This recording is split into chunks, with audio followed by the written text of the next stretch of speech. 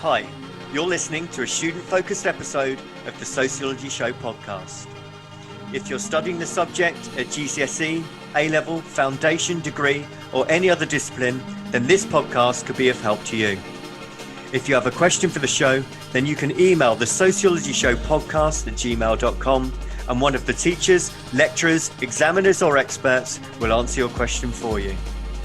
You can sponsor the show on the GoFundMe page and subscribe on all the usual podcast platforms.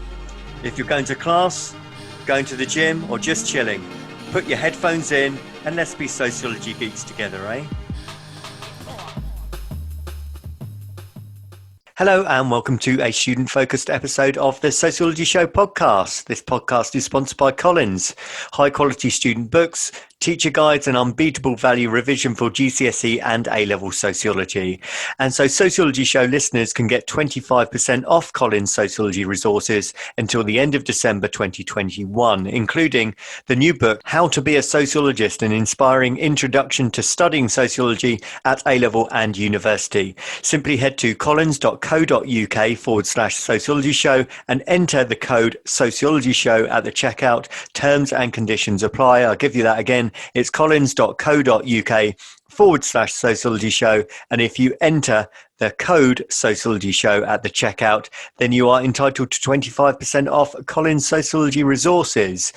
The Sociology Show podcast is also brought to you in association with Tutor2U Sociology, the exam performance specialist for A-level and GCSE sociology students and teachers. And so you can visit their website, which is tutor2u.net/sociology, for revision guides, flashcards, revision videos, and everything else that you need for your A-level or GCSE sociology studies. Hi and welcome to chapter 3 of the audiobook For Can Music Make You Sick?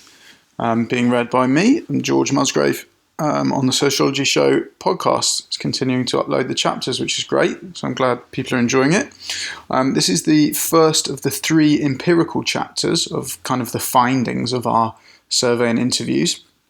And the focus of this chapter, chapter 3, is on what we call the status of work. So that is how thinking about being a musician through the prism of employment presents a number of challenges around musicians' well-being, around things such as, for example, how you know that you're successful, the role that a musical career comes to have in a musician's future as they move throughout their lives, and various other challenges that are presented like that. So I hope you enjoy chapter 3. This is the kind of economic factors that impact musicians' well-being, and the subsequent empirical chapters will focus on cultural and social reasons. So you get the kind of full economic, cultural and social perspectives. So I hope you enjoy it. Chapter 3. The Status of Work. Quote, "Music is a meritocracy," end quote, from the Equality and Diversity Charter for Music by UK Music. In this chapter, we will explore how musicians today understand and try to make sense of the musical work that they do, asking themselves challenging and at times uncomfortable, even destabilizing questions about value, self-worth, definitions of success, and the role this work might come to play in their futures. These findings all fundamentally relate to how contemporary musicians manage and make sense of, or indeed fail to, the challenges and contradictions of their unique form of creative labour. We call this first finding the status of work. At the heart of the findings we outline here is the impact of financial precarity on a musical career. Now, certainly, the suggestion that artists can be poor is neither novel nor surprising. And indeed, Hans Abing suggests that what he calls the exceptional economy of the arts necessarily makes this so. What our interviews uncovered was the complex and unsettling ways that financial instability interacts with ideas of self-definition and self-worth. For musicians who so embody their labour, such financial instability is used as a prism through which they define and make sense of their lives. What follows is a discussion about how these music makers are engaging with a terminological and conceptual struggle to both define their working practices as labour and then further assess their work's success, given that all of this impacts on how they experience their lives. There is an uncomfortable tension between the imperative in musical careers to believe in yourself, keep positive, and be original, that can collide headfirst with a very real anxiety about the role this work plays in musicians' immediate lives, let alone in their future. The temporal characteristics of music are ever present and ever changing. The chapter will conclude by outlining the contradiction which exists in a musical career between the idea of music as a democratized method of participatory social justice that we all can and indeed should join in with, butting heads with the stark reality of work that does not provide what those trying to build their careers as musicians had hoped for and even expected. 3.1. Financial precarity and defining work. Work, work, work. In order to contextualize this chapter on contemporary musical work and its relationship to well-being and mental health, it is important first to outline what it is that musicians actually do. That is, what does musical work look like? In its most simple form, musicians of course make music, and this can take a variety of forms, all largely rooted in practicing their instrument or instruments of choice, vocals, guitar, drums, or using production software like Logic Pro or Pro Tools. This was common to all our interviewees, who would always define what they do with reference to the music first. We heard from musicians who define themselves as, quote, a keyboard player, composer, producer, and musician, end quote, or quote, a freelance singer-songwriter, band member, session vocalist, end quote, or as, quote, a drummer and percussionist, end quote, or as, quote, a self-taught pianist, and I've had a lot of training as a singer, both a degree and at master's level, end quote, or as, quote, studio work, remixes, and sample work, end quote, or finally as, quote, a musician and a vocalist, end quote. However, musical work is far more than this. Alongside songwriting for themselves, many of our interviewees wrote music with or for other musicians and were also actively engaged in recording music.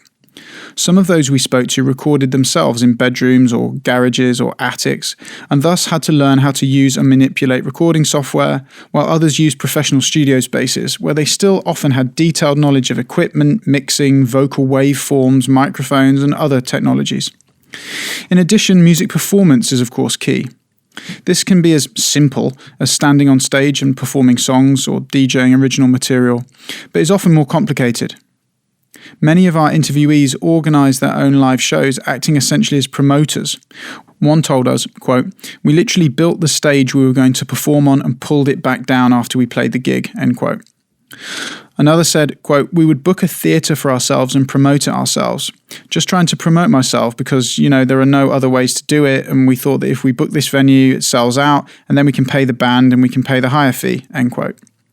For a producer we spoke to, when referring to having a venue to DJ in, he said, quote, say I'm putting on the event, I'm the promoter basically, end quote, with all of the logistical know-how this entails of paying for the venue, hiring the photographer, paying other DJs, etc. There are multiple considerations and skill sets needed here. For example, one musician told us that there was a, quote, political infrastructure behind why I do gigs and where I do them and why and how many tickets am I going to sell and what's it going to look like, end quote. For many of our interviewees, performing involved being on tour. Where self-organised, this too required logistical and organisational skills and knowledge. Many of those we spoke to had a wide variety of roles within their musical work. For example, some of the roles we heard about alongside music making and music performance involved artist management, starting their own record labels, teaching music or running workshops, applying to third-party agencies for external funding, consulting, having a radio show or a podcast, making music for TV or adverts, running choirs, or producing for theatres. The work can be hugely varied. As a dance producer and DJ told us, quote, sometimes it involves touring with 6 or 7 people, other times it's quiet in the studio, endless nights in front of the computer, end quote. However, a central feature our interviewees all shared was the need to promote their music and themselves. Often on a daily basis, artists from across all contemporary music genres will be filming, photographing, writing, posting and sharing. They do this as they travel to rehearsals in the day, auditions, TV shows, radio broadcasts, or when they go to work out at the gym. All of their work commitments, and indeed their private lives too, are also capable of becoming content, because they're continually recording and communicating, while also working and being open and available to others and for other opportunities. They are on and open at all times and are often actively working to cultivate networks and get their music into what they believe are the right hands. As one interviewee told us, quote, "I access Facebook and Twitter every day without fail," end quote. And another couched this as, quote, "I seem to be on there all the time waiting for a message to come through so I can be like, cool, I'm straight on this opportunity as soon as it comes up. But then it's fucked because I'm on my phone all day long and I hate that," end quote. Becoming your own brand and presenting what you have to offer in the digital sphere has become a full-time occupation. This is a key feature of contemporary music entrepreneurship. Between musical genres, and particularly between classical and contemporary music, online activity certainly differed. It's clear that at the top end of pop and in genres such as hip-hop or electronic music, and for all emerging artists wanting to catch the attention of a live agent or make it on the annual BBC introducing list, or preferably both, having an active online presence is mandatory. If one is already working as a professional musician or signed to a label, then online work for many was part of a daily routine, although they may then be in a position to have additional digital media support. Digital and social media managers want to see their clients actively creating interesting content that is relatable and engaging because all online activity is measurable. We interviewed a broad range of musicians. We spoke to Mobo Award winners, Mercury Prize nominees, artists who had sold over 1 million albums, artists with #1 singles, and artists with tens of millions of views on YouTube. Equally, we spoke to artists who were scraping together a living performing in local venues in small UK cities, looking forward to self-releasing a debut album or a new single, and travelling up and down the country, performing and supplementing their music making with teaching, and slowly growing their profile. However, these features of musical work were things the majority of them shared. One of our interviewees succinctly and clearly described their work and the work of almost all of those we spoke to as, quote, "I'm a singer-songwriter. My job, I guess, consists of writing songs predominantly for myself, singing them at gigs, recording them, and releasing albums, singles, covers, and distributing them into the world," end quote.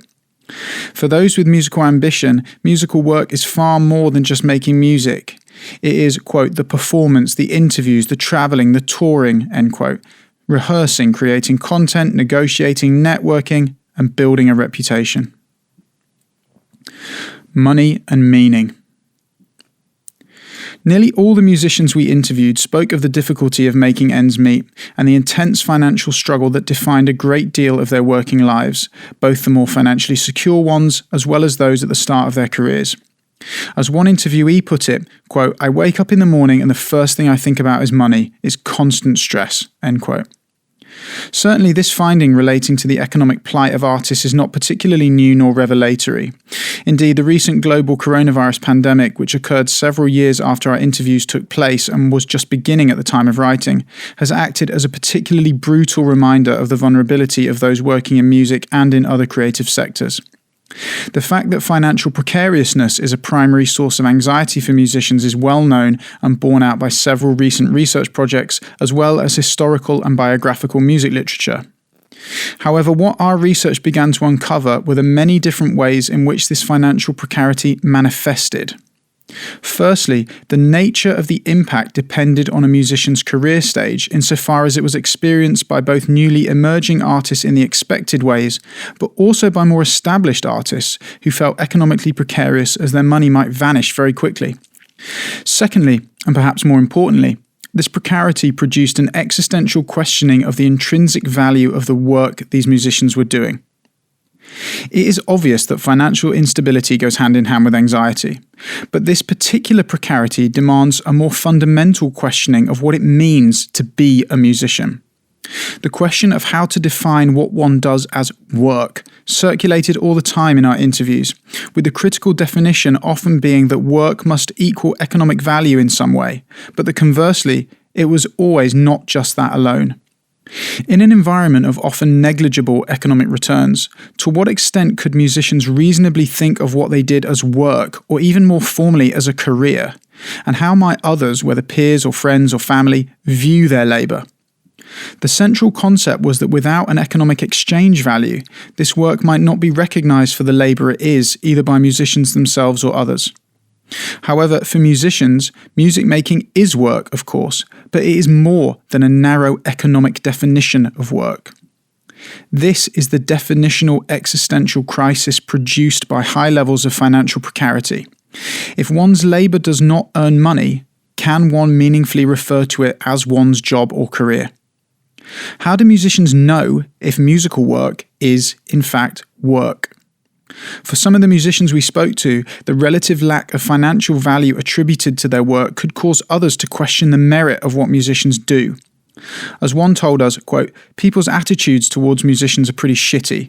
They will ask, 'Are you still doing your little music thing?' Well, yes. Are you still doing your little banking thing?" He sounded almost angry and resentful. He believed that his work did have value, but struggled with the fact that others did not always see this. However, for others we spoke to, this judgment, or even just the potential for judgment by others, could lead them to genuinely question the value of their work. As a Welsh folk singer, herself having played at Glastonbury and having numerous critically acclaimed releases, said, quote, "I meet someone and they say, 'What's your job?' And there's that hesitation. And you think, I better mention the other stuff I do because it sounds more valid. Maybe it is more valid," end quote. Her answer itself is indicative, because even within her response, she questions the validity of her creative labour given its lack of financial value.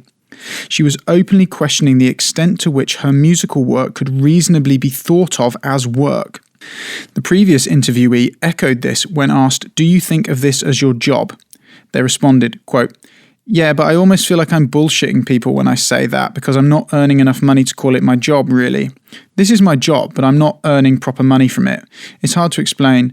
It just feels like it's a lie to say it's my job because the money doesn't reflect that," end quote. This challenge was also clearly stated in an interview with a London-based opera singer when she said, quote, "I've come off stage from a show, and they know we're on tour because they booked us to sing at their venue, and we're at the function afterwards, and they will say, 'Oh, this is a lovely hobby you've got. I want to kill them,' end quote." She articulates here the difficulty in how others define her work, and thus simultaneously how she defines her own work. We wondered too, to what extent her comment might have been understood as a case of what has come to be termed everyday sexism. This tension was taken to the next level by a live, studio-based songwriter who suggested that judgments such as these can impact on how musicians see themselves in terms of their self-esteem. Quote, "I believe music is not considered a proper job unless you're in the top 10% and you're a star. And I think that has a major impact on confidence and self-esteem," end quote. Statements such as these chime with the insights of Simon Frith, who notes that the idea of what constitutes work for musicians can itself be variable according to status, as, quote, "Some musicians are considered to be workers, others are not," end quote. Pleasure and self-exploitation. This process is complicated by the non-fiscal rationale behind music making. The musicians we spoke to were contemporary agents engaged in a struggle between creativity and commerce, which is well understood. Even though these artists wanted to make this work their career, i.e. they wanted to be paid and make music, or at least be financially rewarded for their efforts, they also said they make music because they love it. Although it's difficult to measure these feelings, it is possible to examine their relative value to the individual in terms of a matrix of investment and perhaps loss, or even deficit. It would seem from our research that musicians measure their individual commitment in terms of what they put in, i.e. time and money, and what they give up in terms of relationships and potential alternative, maybe more stable life choices. They feel a deep and passionate drive and desire to create, and this is at the heart of what they do. Indeed, Angela McRobbie likened this attachment to one's creative work, particularly among young female creatives, as being akin to romantic attachment. Crucially, they do this work because they love it and it brings them joy despite the challenges it presents. This appears as a duality, encapsulated here by an indie artist who also produces musical theatre, who told us, quote, "I love working, I absolutely freaking love it, but it's not sustainable to have to work all the time and not knowing every month that you're going to be able to pay your rent," end quote. This combination of attachment and absorption has been identified as being central to the expanding service, knowledge and information service economies. It may seem more obvious to identify an overlap between the knowledge and information economies with musical work. However, it's within an analysis of the expansion of the characteristics of service economies that we might better understand the changes that have impacted contemporary musical work. While Jacques Attali concentrated on the economic patterns that music might reveal and indeed predict, His analysis underplayed, or worse, failed to recognise the fact that music is much more involved and entangled in patterns of social and emotional labour. Music is much more significant to social reproduction as part of the service industries than it has ever been part of economic structures. Music's use value is its utility, its ability to communicate and to connect and move, to flow through and without images or language. Music's value is that it can affect emotional states, both external and internal, and its ritual value serves to bring people together, reinforcing bonds of community and solidarity.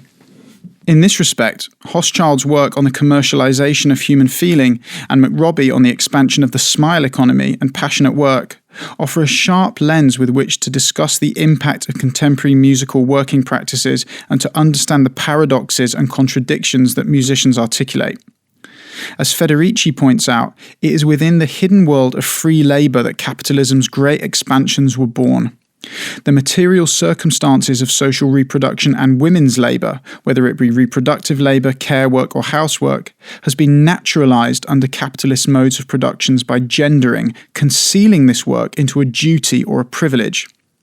Likewise, the work of musicians in the new knowledge economy has been feminized, concealed as a service, a duty or a pleasure, i.e. work that one is happy to do and feels is a privilege to do.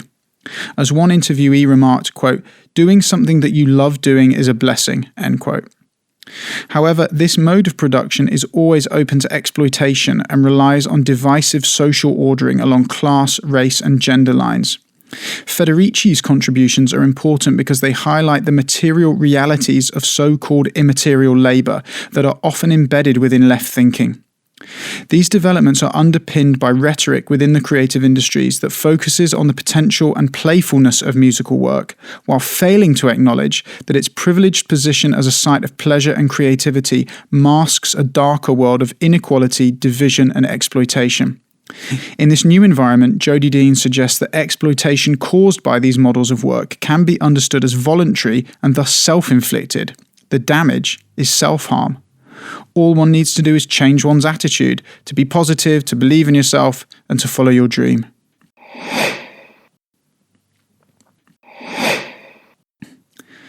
Professionalism and value. Many of the working conditions of musical careers further complicate the idea of work for musicians or non-musicians alike, specifically regarding what is often understood as the informality of their work. For example, one of our interviewees said, quote, "I think just in terms of gigs and stuff, they're kind of antisocial in a way. Things happen late at night or you're rehearsing late or there is a culture of drinking that's part of the music world," end quote. Defining gigs as being antisocial was interesting terminology. One of the features of a musical career which is often seen as so attractive is the apparent informality of it. And indeed, this dissolution and blurring of the boundaries between work and leisure has been examined in other studies of the creative industries. However, some of the social and cultural norms of musical work would seem wholly incongruous in other professional fields. For example, being paid for your work in alcohol would be rare in other industries, but it's frequently part of the compensation, and sometimes, especially for emerging bands, the only compensation. The quality of the rider will reflect the status of the act performing in the live music area. This is one of the ways in which the musician felt that gigs could be antisocial. The relationship between musicians' lives and work on tour, for instance, and alcohol consumption has recently been explored in more detail in a study by the University of Glasgow, which looked at alcohol's pervasive use as a way to mitigate work-related stresses. Additionally, there is historical research which suggested that alcohol was used as a way to manage performance anxiety, and this relationship has also been explored in a special issue of the journal Popular Music. Other studies have suggested alcohol use among musicians is driven by social expectations, or that the use of substances such as alcohol or cocaine were perceived to promote band cohesiveness. There are few other industries outside of the creative sector where, for example, cocaine use would be acknowledged to be relatively common and perhaps even encouraged. Investment banking is perhaps a notable exception. Indeed, in the newspaper interview with Benga back in 2015, the artist had mentioned how recreational drug use within the party scene he was part of, he felt had contributed towards his development of schizophrenia. Outside of the media and arts industries, it's hard to think of other professions that have drug and alcohol use so structurally embedded within their working practices and so woven into its mythologies. The use of drugs and alcohol amongst musicians has certainly been argued to be genre-specific. In the field of jazz, research has suggested that there was a history of drug abuse based on marijuana and heroin that may be different to, for instance, alcohol and amphetamine use in rock music. However, literature on contemporary music suggests that alcohol and drug abuse are prevalent in all areas of music making, from dance floors to recording studios to festivals. Investigating the impact of drug and alcohol consumption was beyond the scope of our research. However, it was clear from our interviewees that these issues complicate how musical work is experienced, and also impact how this work is defined as work, either by musicians or others. These issues were reported to impact the work-leisure distinction, undermine how our interviewees felt about their work, and problematize how they felt others understood their working conditions. Even if musicians do cross the initial hurdle of defining what they do as work, how can they know they are professional musicians? Numerous, often rather arbitrary measures are employed by a variety of organisations, music as the main source of income being a popular one. However, this is hugely problematic, as our interviews uncovered. Many of the musicians we spoke to were signed to major recording contracts, but music alone was not necessarily their main source of income, and indeed for many it earned them little or no money at all. This did not mean they did not see themselves as professionals. Likewise, many musicians do have music as their main source of income, but their relative lack of perceived status within the wider music industries might not lead people to define them as professionals. For example, musicians who play in function bands at weddings or on cruise ships, or even regular session musicians. This is further complicated as careers are fragmented and supplemented, dressed up in the celebratory terminology of portfolio careers, which is common in the music industries. It appears that musicians are professionals because they define themselves as such. For them, being a musician involves much more than simply economic return. Musicians can be Googled and written about by journalists. A jazz musician in his 40s who we spoke to is, in musical terms, illustrious, and yet he was only able to live comfortably because, as he put it, quote, "My wife has a very good, well-paid job," end quote. Value is entirely measured in terms of relevancy, and there is no absolute value. You might be famous, but you need to do some things for free. As Sally in another publication notes, quote, "Being a professional in the music sector often means working for free, and it is equally clear that many non-professionals also work with music," end quote. There is a fantasy of intangible success. Success is linked to matrices of value, value is linked to worth, worth is linked to self-worth, and thus definitions of self become implicated in one's emotional state, one's sense of well-being, and one's mental health. The music industries are belief-based industries, where one must both believe in oneself, believe in one's peers, and believe the myth of the music industries. When boundaries blur and the world dissolves, what you believe is all that matters.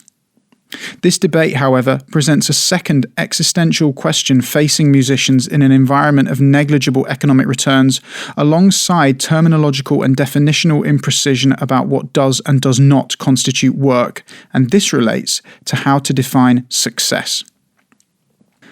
Musical success. Jeff and Todd Brabeck, in their book Music, Money and Success, suggest that success is based on a combination of experience, knowledge, talent, representation, and luck. However, the question we are interested in exploring here is not how to achieve success. We will turn to this in the next chapter, but how to make sense of what success looks and feels like to musicians.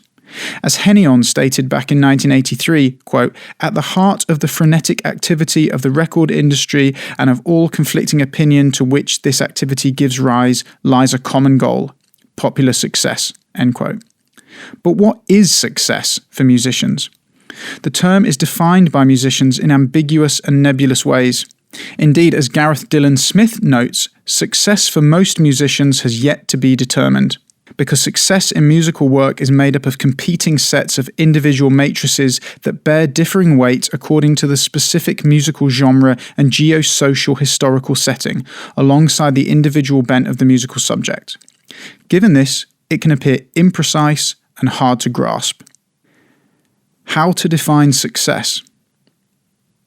Musical success has, for contemporary musicians at least, classically used numerical measures such as album sales or chart positions, or today perhaps in terms of streaming numbers or YouTube views. Metrics such as these act as a way of converting plural taste, shifting social relations, and institutional power into a single numerical figure. Often, these measures largely correlate with economic barometers, given that an album sale or even a stream, hopefully, means money earned. However, as suggested, musicians do not simply make music for economic reasons. Numerical barometers, whether financial or otherwise, have only limited applicability in a subjective universe. Therefore, although what is of relevance here is not how others define the success of musicians, but how the subjects define their own success, it is difficult to see how such entangled elements could be clearly understood. That is an even more problematic and anxious task. Many of the musicians we spoke to from all musical genres clearly felt, and some could evidence, that they'd spent a huge amount of time in becoming a musician. They'd invested hours of practice, rehearsals and lessons, and often university fees, several having studied to master's level. However, they were all plagued, one way or another, with self-doubt and anxiety about how they were valued not only by their fellow musicians, but also the fans, the audience, and the wider music industry. Questions were raised by respondents concerning either their inability to define success or in defining success in non-financial terms, such as being free to express themselves or by having people to know their lyrics. As one artist poignantly told us, quote, "I still think the best musical thing was to hear a 4-year-old child going down Market Street with his mum in hand, singing a song that I wrote. That was like I just stopped and cried. That still is the moment to me, the best," end quote. For artists, what is success and what is value? Each of the artists we spoke to wanted to be successful, but few knew what success precisely consisted of. Musical appreciation or value is not like the Great British Bake Off.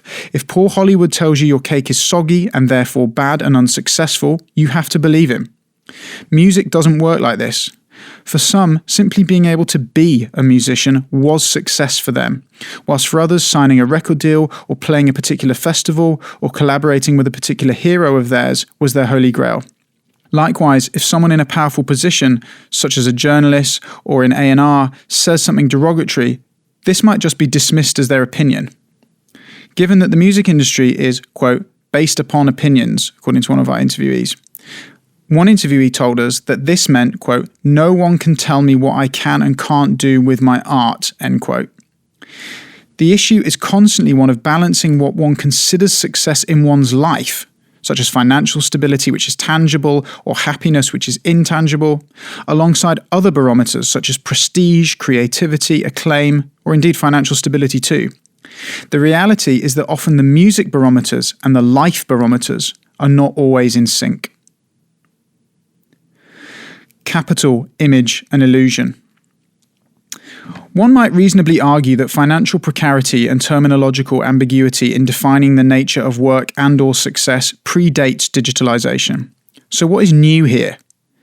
It is important to unpack the ways in which the digital environment exaggerates existing conditions and produces entirely new ones. For example, trying to ascertain what success is made more complicated by the fact that for some of our interviewees, their image, often helped by their social media and PR team, of often great economic success, did not always match the reality. The inability to turn what appeared to be reasonable levels of perceived success into actual financial peace of mind deeply worried some of these musicians. This was exemplified in an exchange with an internationally acclaimed dance producer who within the previous 12 months had been nominated for a Brit Award, had a #1 record internationally, and had platinum records. He said, quote, "Because of the way the music industry works, it's all sort of sold to people. It's smoke and mirrors. From the outside and the way you have to promote yourself through social media, most people would think that, some people think I'm a millionaire, but I live in my mum's loft," end quote.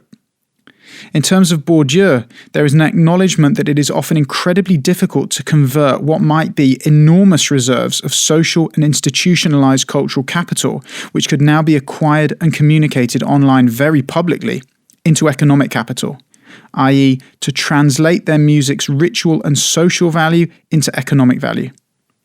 This is a process that we've referred to as, quote, "the illusory nature of capital transubstantiation," end quote.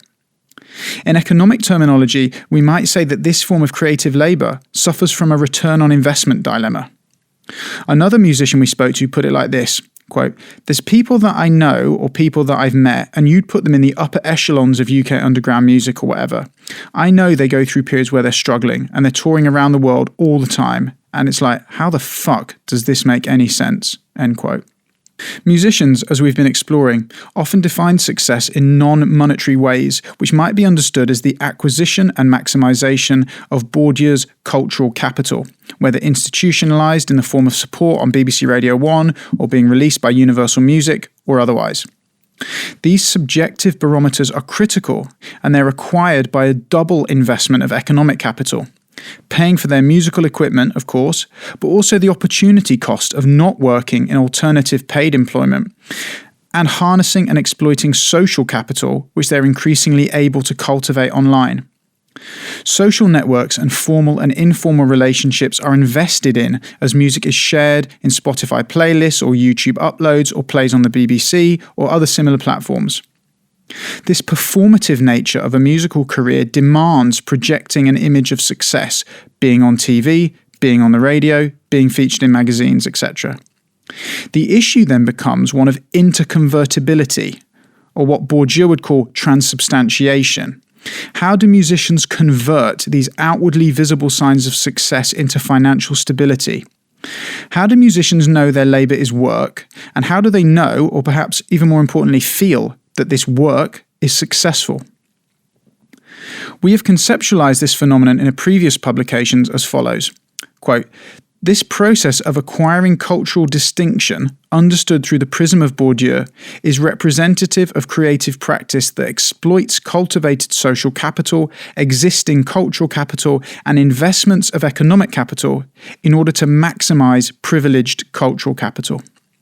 Contemporary processes of capital interplay can be illusory in the manner in which they allow for the projection of high levels of apparent success in institutionalized cultural capital, despite artists experiencing financial hardships." End quote. We spoke to musicians like the one quoted above who were, in many eyes, and most notably to their fans, certainly successful, but who still lived at home with their parents. Are they successful? Equally, we spoke to musicians who sustained themselves throughout their career, made a living, but within a specific niche within which their substantial cultural capital reserves might be recognised. Are they successful? I might look successful, but what if I don't feel it? Or I might not look successful, but what if I do feel it? Is that okay?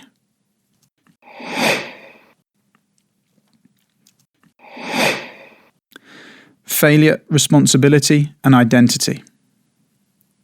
If successes are hard to define, then failures were reported as seemingly intolerable to bear. These failures often stemmed from the difficulty in defining what constituted success in the context of trying to make music their career and the inevitably huge difficulty this entailed. An even more troubling concept of failure for our interviewees was the idea of giving up music altogether and no longer defining themselves as musicians. This was viewed as profoundly disturbing despite all the difficulties they spoke of during the interviews. In an exchange unforgettable for its honesty and emotional poignancy, a singer-songwriter spoke about how she felt after lengthy legal disputes, along with the other challenges this book identifies, left her wondering if she could make music anymore. Her interview is one which stayed with us for months afterwards, and in this extract she talks about how her dealings with lawyers and record companies, which she calls the industry, drained all of her energy to the point that she felt like she couldn't even make music anymore, and the dreadful impact this had on her. She told us that this experience was akin to being in mourning. Quote, "The level of depression and anxiety I had was like a mourn from the industry, 100%. I felt like I had just died. I'm not sure how I'm going to get back alive. I'm not sure. Like, to feel like I don't want to do music anymore was an indescribable feeling. Like, I can't describe how I felt at that time when I was like, yeah, fuck this, it's done. The industry overpowered a gift." End quote. For her, as for others we spoke to, not being a musician was tantamount to being deleted entirely, and that being denied one's identity was a source of even greater anxiety than existing as a musician. The anxiety in this case lies in the real threat of separation between the musical identity one has forged and the frightening other non-musical identity that awaits when and if this world collapses. What happens when artists cannot define whether they are successful and therefore don't feel that they are a success? When answering this question, it's crucial to understand how musicians assign blame for success or failure, what is referred to as the attribution of causality. In other words, what are the factors musicians identify as contributing to success in a musical career? What is perhaps most interesting here is the consistency with which researchers answered this question. Empirical evidence suggests that musicians consider ability and effort as causal attributions for success or failure in music, i.e., what matters is you and your abilities and effort. What we might call a meritocratic view of artistic social justice. The two-dimensional conceptualization of attribution theory proposed that people can explain success or failure on an achievement-based task according to four causal categories: ability and effort on the one hand, and luck and task difficulty on the other. The categories of ability and effort originate inside the individual, that is, they have an internal locus of causality, whereas task difficulty and luck are understood as causes outside of the individual. Early work by Asmus on 6th grade music students examining why they thought some succeeded and others did not indicated that students attributed success and failure in music to internal reasons, ability and effort. This was repeated the following year when he suggested that, quote, students tend to cite internal reasons for success and failure in music, end quote. What does this tell us? It suggests that musicians identify their successes or otherwise as being dependent on individual internal factors relating to them and their efforts and their talents, albeit in a slightly different context to our own research, because success in the research above is taken to mean musical proficiency as opposed to career success, although there is the common perception that these things are linked. This idea that musical ability is thought of as being individual chimes perfectly with the conflation of ideas surrounding participatory culture and meritocracy, insofar as talented individuals will have an equal opportunity to shine and the most talented will shine the brightest. This can be seen in the quote from UK Music which began this chapter, which was taken from the foreword to their Equality and Diversity Charter for Music, i.e., music is a meritocracy. This fantasy of participation has serious consequences for those participating when it comes to social justice. However, this presents to us a similar problem to the issue that lies at the heart of meritocratic thinking. If you assume that the best are justly rewarded, what does that mean for those who are not rewarded? This may explain why an interviewee above categorized her pain as being akin to mourning, what she called a mourn, because musicians have an internal locus of attribution for success that of course is necessary for failure too. Perhaps even more importantly, and this may be one of the features that distinguishes creative labour of this kind from other forms of precarious labour, musicians so embody their labour. This is experienced particularly powerfully. So as one interviewee told us, quote, "The work for me is about emotion. It is just total emotional connection, it really is. And there is so much of me in the music," end quote. Another interviewee told us, quote, "Basically, all I've got at the moment is my music. It's everything. When I wake up in the morning, it's the first thing I do. I go to a computer and start making music, writing lyrics. If I hear something, I could be watching a program, like a TV program, and I hear something and I think I've got to write lyrics about that. I'm off straight away. It just consumes my whole life basically, which I love, but yeah, it is me," end quote. Those last three words are particularly striking. It is me. Musicians define their existence through the prism of their musical work, and it defines who they are as human beings. As a vocalist from Manchester told us, quote, "Art is to do with the self," end quote. This characteristic may be common to all creative labour, but it is qualitatively different from other forms of precarious labour. For example, Deliveroo riders, who might not feel that their work defines and represents who they are as people. This means that some of the features of a musical career defined by financial precarity, such as prolonged periods of time living in unstable rental accommodation or living at a parental home, creating what is, for many, seen as a kind of extended adolescence where they struggle to attain crucial markers of adulthood, so deeply harms their self-esteem, leading to feelings of both anxiety and depression. The younger musicians we interviewed spoke of seeing their peers achieving crucial life goals like buying a house or getting married or going on holiday, and their creeping sense of self-doubt leading to feelings of depression.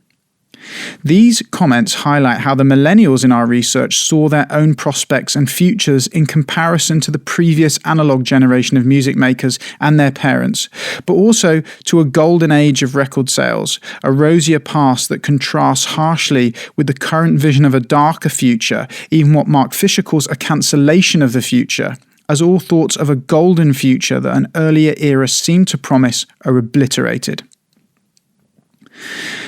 Expectations and the myth of the future. We start this with a quote from an interviewee who told us, quote, "Stress and anxiety directly resulting from my career and the challenges of it all have definitely been part of my life. I didn't go to university, I'm not qualified to do anything else. And that's probably one of the biggest things that's weighed on my mind is that niggling, what would happen if the artist you're working with did get dropped, or a song didn't come out, or you didn't get any cuts? And how would you support yourself this time next year if your publisher didn't extend your deal and no one else wanted to sign you? What would happen if? That's what my anxiety's always been. What if I got to my mid-30s, for example, and my career wasn't going the way I wanted it to, and all of a sudden I wasn't paying my bills? I would honestly have no idea what I would do, having never really had a proper job, having not really any qualifications to work in any other field. You just have that feeling that all your eggs are in this one basket. How will I support myself this time next year?" End quote. It is important to consider the three-part discussion in this chapter: the distinction between what is and is not work, the difficulty in defining artistic success, and the challenge of achieving some kind of economic stability, within a much broader discussion of anxiety linked to the idea of failure. And to do that, we need to explore the concept of the future within the lives of musicians and how this future is articulated by the music industries. At the beginning of this book, we talked about the myths that permeate the music industries, in particular, the need to stay positive. We need to understand these myths, and one of the most profound myths is that of the future. The achievement expectation gap. One interviewee, in a tone of genuine despondency, told us, quote, "It is soul-destroying to work so hard on something you care so much about and getting absolutely nothing back," end quote. Music for our respondents was not always giving back to them what they had imagined it might. Likewise, a performer and producer from Manchester used an interesting phrase of needing to deliver, meaning both to deliver a great song and performance, but also for that song to deliver the career that they had in mind or that they'd hoped for. They told us, quote, "Watching a person what they give to the music to make the music, and then to not see it deliver when it doesn't give back, it's like, I've got to let this go," end quote. What these interviewees seemed to be communicating was the very real sense that a musical career was not developing in the way they had envisaged, or even in the way they perhaps felt they had been promised in an environment which told them to believe in themselves. Many we spoke to were concerned about the role that musical work might play in their future, given the struggle to achieve meaningful economic stability. One interviewee put it like this, quote, "I might want a kid at some point. I don't want to be a deadbeat dad. That's the shit that keeps me up at night because I think," and I'm like, "I don't have a fucking plan," end quote. The concept of an achievement expectation gap, the subjective evaluative gap between high expectations and perceived levels of low achievement, is useful in helping us to understand the inability of our interviewees to imagine what the future might look like and how this might lead to high levels of anxiety and depression. Labour market research from the mid-20th century, for example, suggested that high levels of goal striving within certain ethnic minority communities led to profound feelings of failure and disappointment if or when their ambitions were not realised, either due to perceived discrimination or other disadvantage. This lack of equal opportunity and systemic racism has been hypothesized by some as an explanation for higher instances of schizophrenia being diagnosed and reported amongst African Caribbean communities in the UK compared to the white British population. For musicians, the link between expectations and pressure can create an anxious, often solitary existence. One of our interviewees captured this by saying, quote, "There is something of the loneliness of the long-distant runner here," end quote, a phrase which tellingly mirrored a film of the same name from 1962, which partly drew on the frustration with, and indeed lack of, working-class social mobility. What does this achievement expectation mismatch look like and feel like for musicians? Perhaps the clearest way of thinking about this is by drawing on what Emil Durkheim called anomie, defined by Guy Standing as, quote, "a listlessness associated with sustained defeat," end quote. Indeed, Guy Standing's idea of precarious workers suffering from what he called a precariatized mind, defined by anger, anomie, anxiety, and alienation, is a fascinating one. There is certainly a sense of deep anomic discontent and frustration when the promises of the music industries, fulfillment, economic sustainability, self-actualization, status, meaning, and so on, clashes with the often less fulfilling reality. From day one, musicians are told that what they do matters, that the tools for their success are entirely in their hands, and they just need to believe in themselves and stay positive, and it, whatever it is, will happen. One interviewee told us, quote, "We've recently seen a guy who on YouTube has, because he sung Another Day Will Come, he's ended up on the Letterman show or on the One show just because of the power of his voice. And I take that as the last thing you have, potentially, as a human being. Sound," end quote. This interviewee embodying and essentializing his labour so explicitly in reducing his idea of humanity to the power located in the sound of your voice, which has the power to transform your life, reflects, in some sense, the optimistic logic that music is a meritocracy, and if you sound good, you can make it too. What happens if either you never get there when you were told you could, or if you do get there and discover the world is not, in fact, what you thought it might be? But of course, these are the unspoken truths. The reality hidden beneath multiple layers of positivity and belief, participation and democracy, fun and fulfillment and faith, which must outwardly define musical ambition. Music as social mobility. At the heart of the world of musical ambition inhabited by our interviewees is the centrality of future thinking and positive thinking, what we might call future positive, i.e. having the right mental attitude. Musical ambition today is seen as a vehicle of social mobility that is potentially more inclusive and may involve less training and prerequisites than being an actor, an author, or a filmmaker. We see the dreams of young people trotted out each Saturday night for television judges to sneer at or to applaud, and of course, crucially, to monetize, in a way that we simply don't on the same scale with other creative industries. Aspiring musicians are encouraged to queue up and apply and have their life changed with 3 minutes of magic, which might turn them from a nobody from Cheshire into Harry Styles, in what has been described as a digital economy of hope. This is one of the things which differentiates music from other forms of art or literature.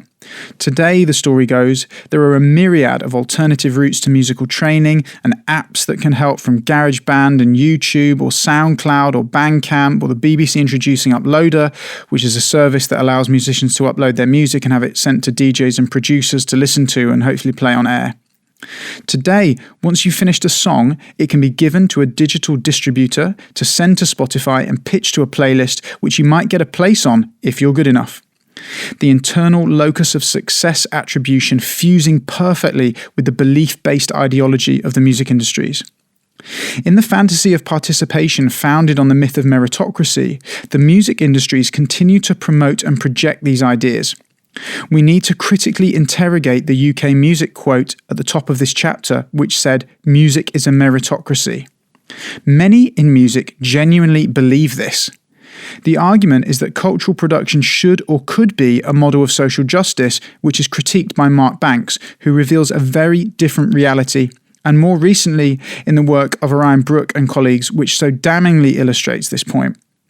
This world of music, Banks, Brooke, and others' research suggests, reflects existing social inequalities far more than it is presumed to challenge them. Once examined, the myth of meritocracy is revealed to be part of the fantasy of participation. The participatory culture of the music industries has become deeply embedded in popular discourse surrounding the expansion of the knowledge economy in the UK. Creative careers are espoused as vehicles of social mobility driven by various rules. The rules of these creative careers, rules which we have observed from music industry professionals coming in to speak to our students week in and week out, go something like this. Number 1, any musically talented and hardworking individual has the potential to be a star. Just stay focused and believe in yourself. Rule 2, you need to meet the right people and persuade them to believe in you too. Rule 3, you are your own brand. Rule 4, the internet has made all of this much easier for you. Rule 5, if you believe in all this, you have to ignore all the adverse and exploitative contracts and industry practices and keep smiling. Rule 6, be yourself, but make sure you're original and different. Rule 7, you shouldn't be too different because the audience won't understand you. Rule 8, be young. Rule 9, be sexy. Rule 10, be strong, but if you're a female, have the strength to be vulnerable too. As Churchow and Feehan stated a decade ago, quote, there has never been a better time to be a musician, end quote. And so there's no reason to make it complicated, difficult or uncomfortable, which is exactly what happens if you start asking questions, if you start interrogating this space. If you start to look closely, if you pick up the carpet, it starts to look a lot messier, as was amply reflected in the working lives of the musicians we spoke to. Deification and demolish. The future is not just a source of anxiety for musicians starting out on their careers. The same sense of dread was felt by those who appeared to be enjoying reasonable levels of success. A producer we spoke to in his mid-30s who had had a successful music career for 15 years, both financially, he was a homeowner in central London, and musically with numerous gold-selling and platinum-selling records, told us, quote, I still feel my entire career could disappear within 18 months. You feel the wolves at the door at any moment, end quote. By this, he meant that although he may have acquired a certain financial cushion by owning a home, his success was extremely precarious because once his advance had been spent, that is the upfront payment from recording and publishing contracts, he would then either need another big cut, which is a production credit on a hit album which might earn him royalties, or be able to negotiate another publishing or recording deal and get another advance which would last him a few years. This creates an environment of constant instability and pressure. One interviewee described this as the constant feeling that you're treading water. Precariousness and the anxiety this produces is clearly not only about the present but also about the future, and it's fundamental to the lives of musicians. It does not vanish when financial concerns are lifted, and in some respects it might get worse. Instability for musicians transcends financial precariousness. The industry itself seems predicated on blurred lines and perennial uncertainty. Our research showed the achievement expectation gap held true even for overtly successful musicians, where expectations and hype from record labels did not always convert into reality. An interviewee from Manchester told us, quote, we made the record and it ended up on BBC Radio 1 being heavily tipped to be a hit. They did a lot of promotion, they spent a lot of money on the video. It didn't go to number 1, it went to number 12 or 13, which I would have thought was really good. But you have a lot of people having expectations of what that record was and what they want it to achieve. That was a real eye-opener for me, end quote. Succinctly, a manager we interviewed suggested that, quote, when there's instability, anxiety and depression will creep in, and this is the most unstable career I can possibly imagine someone being in, end quote. Our interviewees told us that success in terms of popular acclaim can come and go extremely quickly. One of our interviewees outlined this when he pointed out the dangers of the performing world have always been there. The highs are very high, and then there is a kind of built-in obsolescence that means the lows are very low.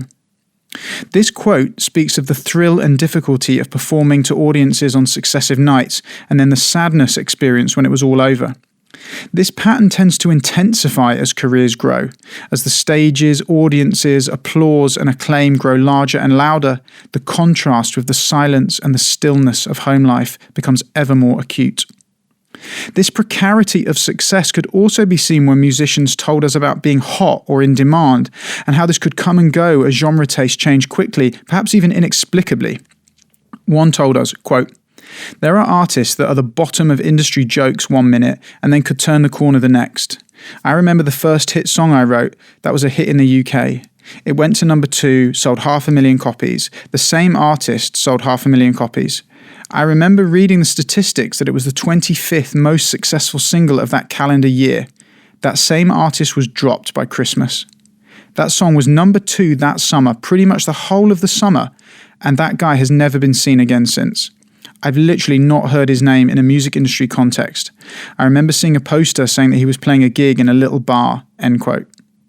The speed at which fortunes can change and the apparent randomness of fashions and subjectivities within the labour markets these workers inhabit is disorientating.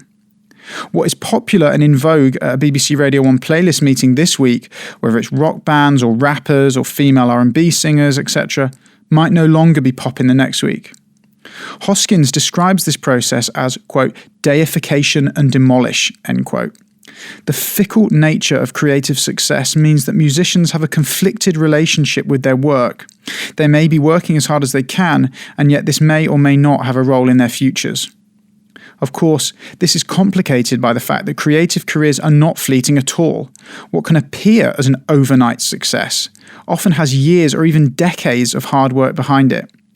This, as per many of our findings, is a long understood tension within creative labour which digitalisation compounds and exaggerates in complex ways.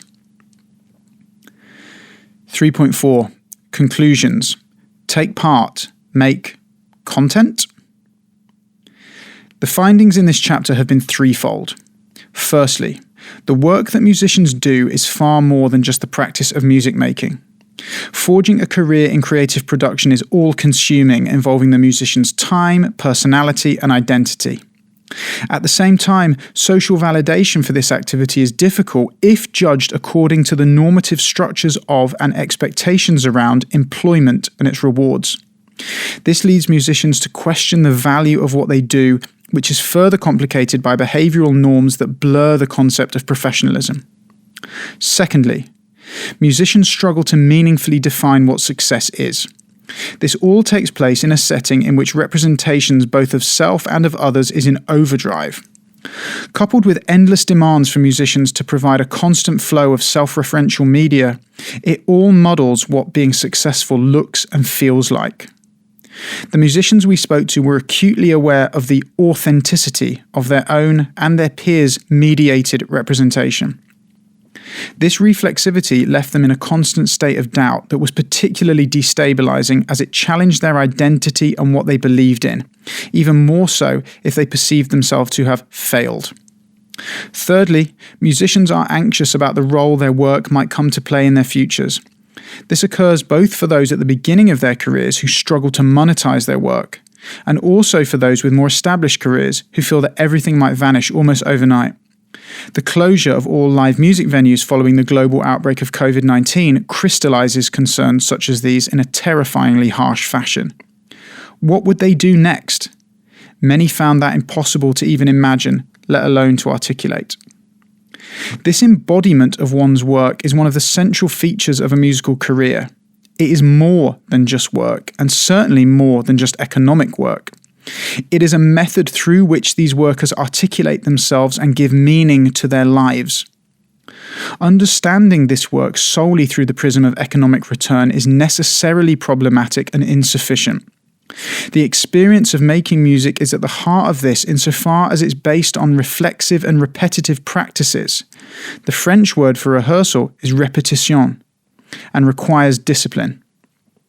Musical practices, no matter the genre, involve close listening, watching, doing, feeling, and thinking in order to continuously learn.